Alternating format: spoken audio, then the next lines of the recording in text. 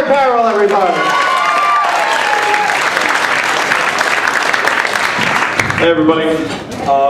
So my name is Conor Carroll. I'm 15 years old. Yes, I'm with them. It's funny, as soon as Vince said, like, what are you, 15? Who got like, everyone backstage slowly turned around. Just went like, that with you? But yeah. So thank you, Vince, for tearing into my friends before I could. Before I go any further, I'd just like to reiterate, I'm 15, so I'm going through puberty, my life sucks.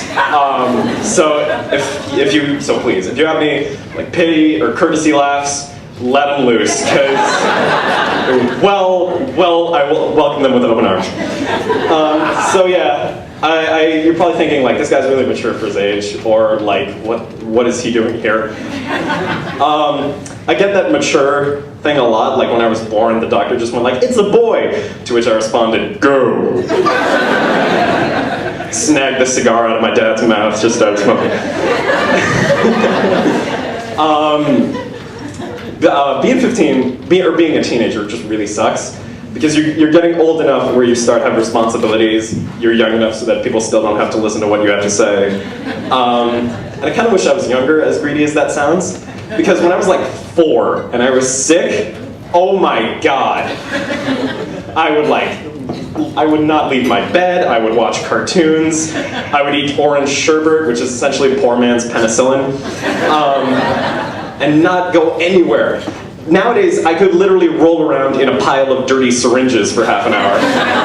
I'd still have to wake up the next day, go to school and write a 5-page paper on why being a teen sucks. I did recently get over a cold, and Thank you, Mom.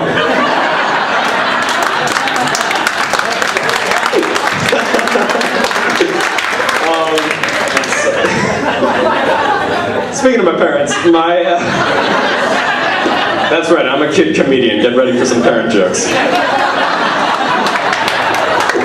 So, like, my parents have 2 remedies for whenever I'm sick.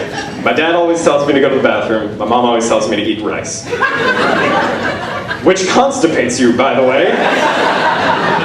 So that is a perfect example of mom logic right there. You guys know what I'm talking about, like things that make no sense but are supposed to cure you, like, oh, what, you're out of suntan lotion? Oh, just use some mayonnaise. It's just as good. Oh, you got some gingivitis? Just put some cinnamon in your shoe.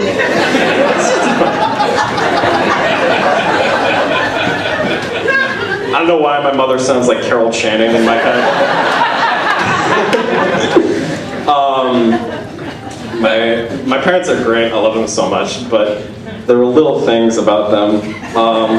Like my dad, after 22 years of marriage, he still thinks he's a bachelor. And I'll tell you why. Because every day when he's home, just doing nothing, he will just walk around town with no pants on.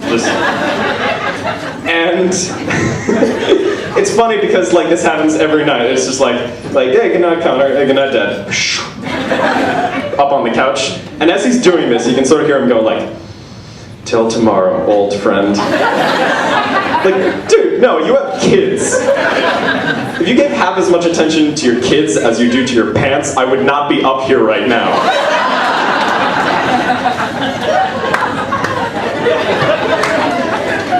My mother she's the sweetest, kindest lady ever. She's like if Martha Stewart and Mr. Rogers just had a baby. And then when the baby was delivered, it was just made out of gingerbread. Like that's how sweet she is. Have fun sleeping with that mental image, by the way. Yeah, she's the sweetest, kindest, most generous lady ever, except when she gets behind the wheel of a car. Once those 2 inches of like metal, glass, and rubber like separate her from the outside world, she goes from like, oh, well, this is lovely, to just get out of the way. This is my lane. Like, and if a cyclist just sort of cuts her off slowly, she'll like look at him really hard, and the cyclist just goes like, am I bleeding?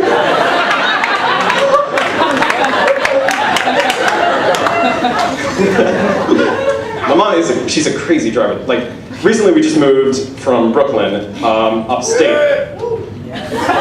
Thank you, 3 Brooklynites. The hipster brigade, I will call you. We moved from Brooklyn to upstate in the country, in Cold Spring, near Bear Mountain. Take a guess at what we hit. A homeless guy. No, it was a bear. It was a bear. No, seriously, like on my way to school, a giant black bear just lumbered out of nowhere, like it just teleported in front of our car, and we hit it, it lumbered to safety, and we drove on. Because, like, what are we supposed to do? Stick around to see what a dangerous bear is going to do to us? But after living so long in the city, I have just thought that, like, the bear would get up and go, like, we have to exchange digits! We see you in bear court! It's like a jury full of grizzly bears. One of them goes like, we find the defendant delicious!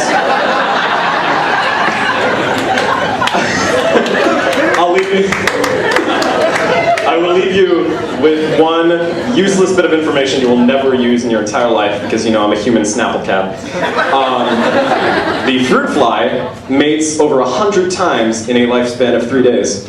Which is a little unfair, if I'm honest. Because idealistically, I'm going to live till I'm 90. I'm going to have sex, what, like 5-6 times? That's regular, right? Thank you, everybody.